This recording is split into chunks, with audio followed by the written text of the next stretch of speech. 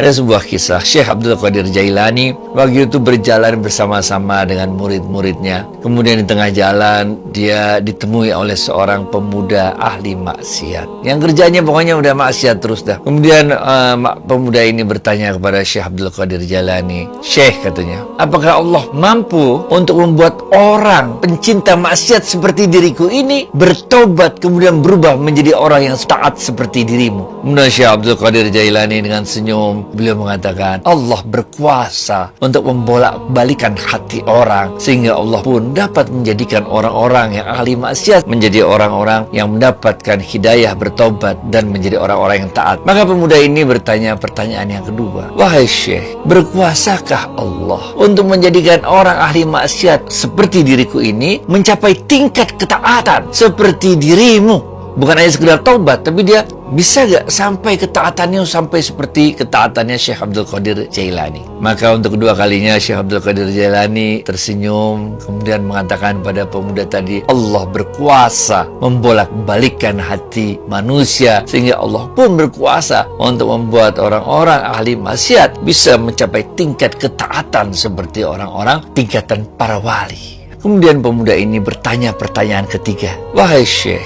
apakah berkuasa Allah membolak-balikkan hati orang sehingga orang dengan tingkat ketaatan seperti dirimu, Syekh, kemudian menjadi ahli maksiat seperti diriku?"